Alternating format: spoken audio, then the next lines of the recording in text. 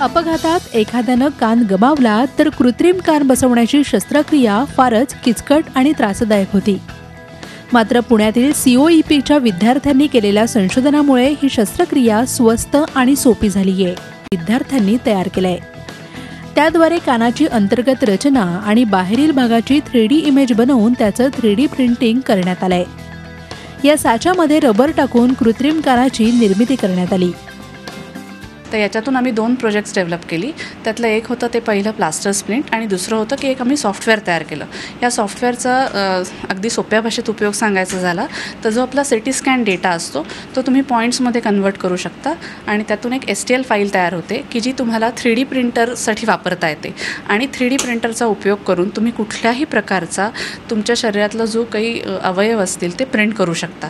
तर या अशा टाईपच्या सॉफ्टवेअरचा उपयोग हा डॉक्टरांना त्यांच्या सर्जिकल प्लॅनिंगसाठी होऊ शकतो. तसंच जे नवीन डॉक्टर्स होऊ घातलेले आहेत तर त्या डॉक्टर्सना जेव्हा तो फिजिकल कॉम्पोनंट स्टुडंट्सना बघायला मिळतील तेव्हा त्यांना त्यांच्या ज्ञानासाठी त्याचा उपयोग होऊ शकेल. या तंत्राचा वापर परदेशात सर्रास केला जातो. मात्र त्याची किंमत सामान्य पेशंटच्या आवाक्याबाहेर असल्यानं भारतातच ही प्रणाली विकसित करण्यात आली. या संशोधनासाठी आवश्यक मशीनही COEPच्या विद्यार्थ्यांनी कॉलेजच्याच लॅबमध्ये तयार केलं. त्या प्रकल्पाचं पेटंट मिळवण्यासाठी प्रयत्न सुरू झाले आहेत. सध्या आपण जे केलेलं आहे ते ॲडव्हान्स CAD टेक्नॉलॉजी आहे, जी मेकॅनिकल इंजिनिअरिंगमध्ये CAD टेक्नॉलॉजी आहे, तिचा वापर करून त्या कानाचं मॉडेल करून त्याचं मिरर इमेज तयार करून आम्ही तो पार्ट तयार केलेला आहे. आणि हे काम आमच्याकडून फक्त 3 ते 4 तासात झालं, जे ट्रॅडिशनली तुम्हाला 10 ते 15 दिवस लागले असते. भारत सरकारच्या मेक इन इंडिया योजनेअंतर्गत आम्ही असा विचार केला की ही टेक्नॉलॉजी भारतामध्ये सुद्धा डेव्हलप होऊ शकते. सो या थीम अंतर्गत अशा प्रकारचे मशीन्स जे रेडिली अवेलेबल आहेत ते आम्ही आमच्या लॅबमध्ये पूर्णपणे तयार केले आणि त्या मशीनची कॉस्टसुद्धा जवळपास 50% आम्ही कमी केली.